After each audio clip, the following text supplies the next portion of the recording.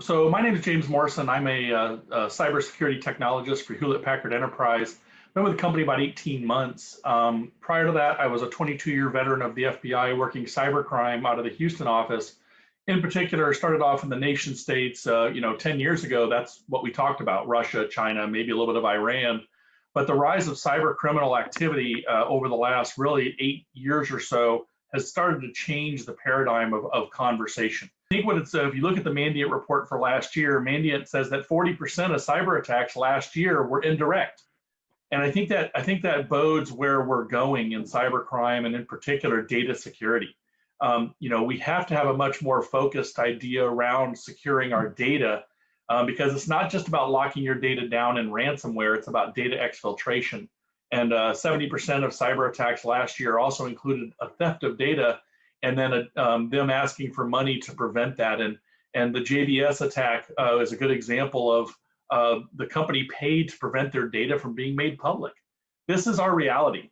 We've always say cybersecurity, it's not about IT, this is about everybody, and it's about a corporate level and risk environment. And so with me today is Eagle Technologies. We want to have a conversation around this. And what do y'all think? I mean, y'all seeing the same thing, Adam, Brian? Yeah. Hey, guys. First off, my name is Brian Anderson. I'm VP of IT at Eagle. I'm in charge of customer-facing engineering and new product adoption. But yeah, to answer your question, James, we're seeing a lot of customers struggle right now. I mean, security has always been at the forefront. And I mean, I guess maybe the one silver lining here is that with it making the evening news practically every week, we're starting to see a lot of support from the C-levels down to fund, right, and to get some of these security initiatives moving. But what I see is I see customers struggling. People are having a hard time finding talent. Even the organizations that are lucky enough to have funded security, they can't find people to fill those positions fast enough. I just talked to a customer today that was tasked with finding someone in a large metropolitan area, and after 6 months, they had to ask management if they could go outside that city. So we're seeing customers struggle with time, talent. They know they need to have a good security posture, but that's such a complex web. What does it mean? What should they focus on first? A lot of what I see right now is reactive. With this recent Kaseya segment, I had customers starting to ask me about supply chain and how our vendors ensure that their supply chains are protected, right? So it seems like from week to week, we're working with customers to deal with a new concern that they have because they're really struggling with where to start and how to have that end-to-end security posture. And I'll pause there. Yeah, no, I agree. I'm Adam Swoboda. I'm the principal cybersecurity strategist for Eagle. I've been with Eagle about 8 years and primarily focused on red team operations and offensive security. So I just want to chime in on that. What I've been seeing and what continues to occur is that it seems like ransoms are going to continue to get larger and more aggressive and more dangerous because there's no incentive for them not to. The FBI knows a lot of the identities of these criminals in Russia. And Russia won't extradite Russian nationals to foreign countries. So if you don't target systems in Russia or neighboring countries, they don't really care about what you do. And so, we're seeing ransoms get more and more intricate. They're finding your backup servers, they're encrypting your backups, they're stealing your data before they encrypt it, threatening to publish it online. A couple big ones in the news, right? A law firm got hit. They took legal documents on celebrities, threatened to blackmail them. Cyber insurance companies are being hacked, and they're using the customer list from these cyber insurance companies to target other companies because they know they're going to pay since they have insurance. And I mean, one big one for me was the DC Police Department. They got hit and they were extorted and they threatened to leak information on the informants. So the deeper you dig, the better your chances of getting a ransom. And I don't see where this is going to stop. I think it's going to get a lot more aggressive as we go. Yeah, I think you're absolutely right, Adam. And I think and I of course dealt with a lot of those nation states and the back and forth about how do we handle these things that are happening extraterritorial. Mandiant said there's more than 300 criminal groups now operating around the world, and so we can't necessarily expect the FBI to take care of that for us. We have to start taking care of ourselves, and information sharing is part of that, but it's also making sure that we're doing the right security.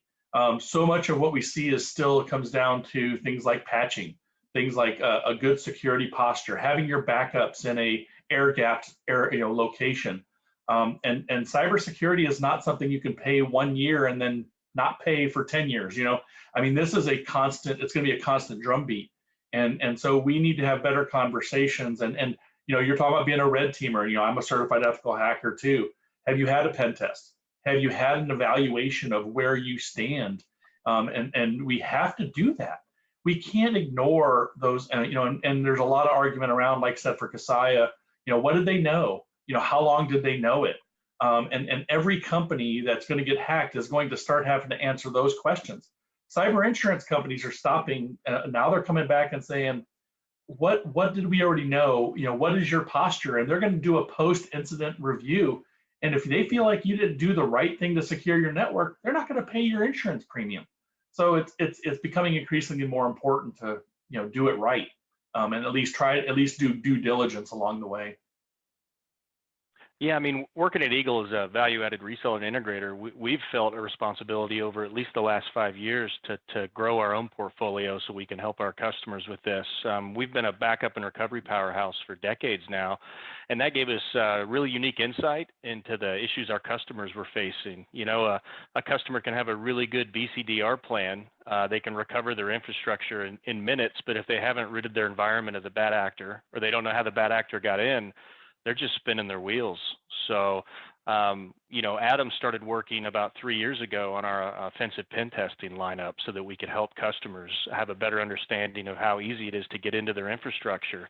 And oftentimes, I mean, Adam, you can speak to it better than I can, but sometimes it's surprisingly easy, right? Well, and like, you're talking like, HPE's in this game now too. We added Zero, for disaster recovery and mirroring for backups. We've added in, some, our Green Lake Lighthouse was just announced a couple of weeks ago, managed services. So you don't have to manage your security, you offload that risk to our managed services. So I think that's going to be increasing, because as you said, people can't buy it. You can't afford to get people, or can't find the people to hire. There's 400,000 open cybersecurity jobs in the United States. And if you think you're going to hire the right talent, it's just not the reality. We got to work together, work with resellers like Eagle, and work with IT companies, like HPE, and say, what are you doing right? And then what do we need to do? And where are we going with our transformation? What's next look like? And make sure we're doing it the right way. Yeah, that's a really good point, James. I mean, one of the things you're seeing nowadays is all of the security acronyms, EDR, XDR. We're starting to put an M in front of them, right? Because people are struggling with talent. Right.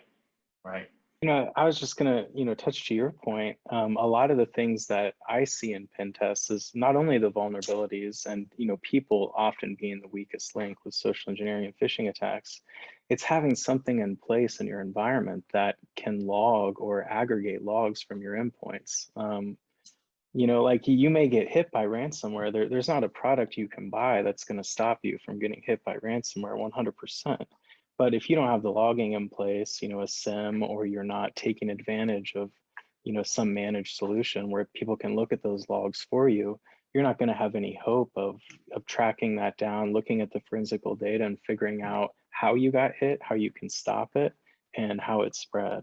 So when we look at, phishing, credential stuffing, and third-party software exploits, those seem to be the top three right now, most common ways people are getting hit. Yeah, I can't tell you the number of times I went out to companies that have been hit, and the lack of information about, around it, things like logs that weren't complete, weren't stored in off-site locations. So you got a little, log bashing from the bad guy to make sure that they hit all their tracks. It's amazing to me that we know how the criminals are doing most of these attacks. Like I said, phishing is a very common. RDP attacks. Brute forcing, remote desktop protocols. And so I think the world we live in, we've got this really crazy infrastructure where I have people that are attaching into my network, but maybe we've got to start pushing on that conversation of who am I trusting and should I trust? And that's also starting to drive this conversation around zero trust. And now zero trust is a buzzword, and I'm very cautious about using it because everybody has a different interpretation of it. But the big thing is we can't trust anybody in our network right now. We have to continue to validate and verify who's accessing and why. You know, that's a nice segue into what HPE's done with their supply chain management. I mean, you guys were way ahead of the curve there. The Silicon Root of Trust, we were talking about that well before we started to see these supply chain attacks. And I've got vendors now that are struggling to respond to how they protect their supply chain when you guys have a really mature message that gives customers confidence. Well, and we announced Project Aurora, which is in our Green Lake Managed Services. So now we took that conversation around Silicon Root of Trust, which was 4 years ago, and we take that fingerprint all the way up through the applications. So now we can secure services, we can secure the containers, we can contain the VMs, and then with Spiffy and Spire through our Cytail acquisition, we can also make sure that every service only does what it's already authenticated to do. So I think there's a conversation to be had. But I think sometimes people, they're like, oh, it's just a buzzword, it's just marketing. Well, first, let's have the security conversation, right? Where are you trying to go? There's no green fields, we get it. If you're looking at cloud transformations, if you're looking at, colo, those kind of things, let's have that conversation. Let's have the pen testing. Let's know what your risk is. Let's know what your backup situation looks like. And then after that, then we can start to say, let's plug in exactly what could work in your environment. Yeah, absolutely. I mean, in IT, everything has to start with a discussion, but I think security, there's no better example, where you need to be and what your problems that you need to solve now is really going to help us tailor to what you need to focus on. It's a pretty ominous task, but, sometimes I'll meet a customer that doesn't have MFA, right? At least for their administrators. And I mean, wow, that's low hanging fruit. Other times I meet really mature customers and we keep on focusing on the next thing they can do to increase their security posture, but it varies wildly. Adam, what have you seen there? Yeah, very similar. I was going to mention, I think training is really still super important, just basic stuff like phishing and social engineering training, because even with these implementations now of MFA, say you have MFA on your 365 login, there's phishing attacks that can trivially compromise that and get your MFA token, in a man-in-the-middle attack with a fake website. And then, MFA doesn't mean so much. So people are still one of the weakest links, and really investing in your people. Your employees are assets, and they're assets that threat adversaries are going to target alongside all of your other assets, electronic or not. So making sure you train your employees and keep them up to date on simple things to look for in an email or a phishing attack, simple questions that should run through their head when they see something, just basic stuff like that. I feel like that still doesn't get a lot of attention. I spoke with Kevin Mitnick a couple of weeks ago, and he's, of course, well-known hacker, owns KnowBe4, and he said that's level 8 of the OSI model is the people. And you're absolutely right. People are still the weakest link, and so we do have to, especially people in critical areas. CEOs and CFOs and people working in our finance, for account takeover type stuff, system administrators, not, logging in with their sysadmin account and then checking email and things like that. And so I think you're absolutely right. And we have to know that and know that risk. And maybe sysadmins shouldn't have global access anymore. I know that's always, kind of scares our sysadmins, but it's just a different world now, and we have to change the way we think about cybersecurity. So, just to wrap a bow on this conversation, really, if I had to give an action item for my customers, it's just to reach out and start the conversation with a trusted partner like Eagle. Having a good security posture, it's definitely more of a journey than a destination. If you think you're there, wait a week or two and you're not going to be there anymore.